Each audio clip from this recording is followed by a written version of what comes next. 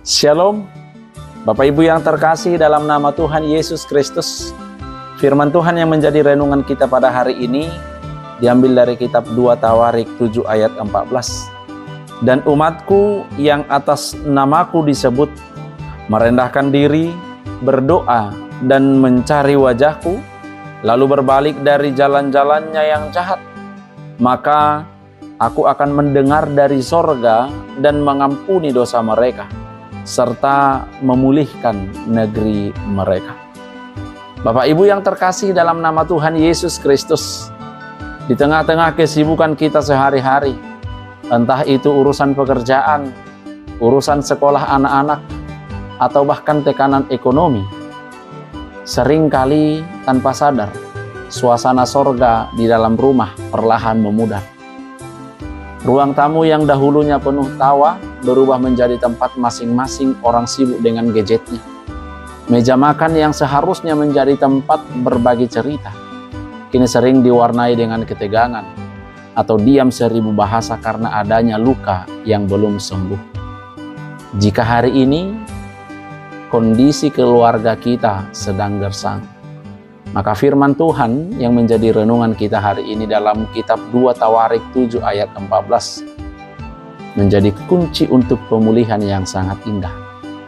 Tuhan tidak meminta kita mencari konsultan yang hebat terlebih dahulu, tetapi Dia meminta kita untuk memulai dari dalam hati kita masing-masing.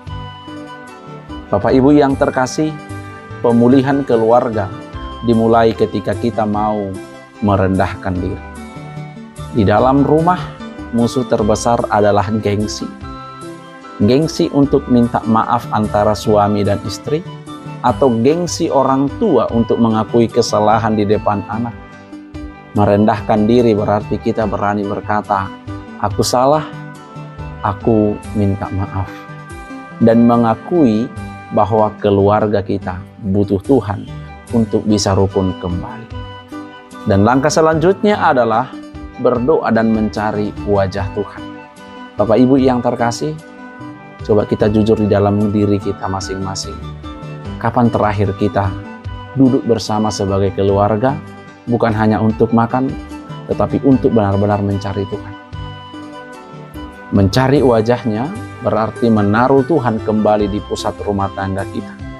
Ketika kita mulai memprioritaskan Tuhan, maka perspektif kita terhadap pasangan, perspektif kita terhadap anak pun akan diubah oleh Tuhan.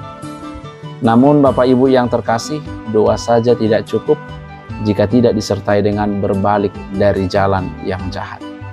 Mungkin jalan yang jahat dalam konteks kehidupan berkeluarga adalah kebiasaan membentak, sikap cuek, ketidakjujuran, atau kepahitan yang disimpan bertahun-tahun. Maka Tuhan meminta kita meninggalkan sifat seperti itu.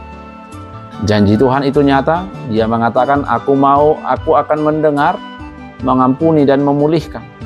Saat kita sebagai satu keluarga sujud bersama, Tuhan sedang bekerja menjahit kembali hati yang robek dan memulihkan komunikasi yang sempat terputus. Pemulihan tidak terjadi dalam semalam, tapi dimulai saat kita berani mengambil langkah pertama untuk hari ini. Maka Bapak Ibu yang terkasih dalam nama Tuhan Yesus Kristus, lewat perenungan kita hari ini, mari kita jadikan rumah kita bukan sekedar tempat berteduh dari hujan, tetapi menjadi rumah Tuhan, bait suci, bait Allah, di mana nama Tuhan disebut dan kasih-Nya dirasakan oleh setiap anggota keluarga. Amin. Tuhan Yesus memberkati. Shalom.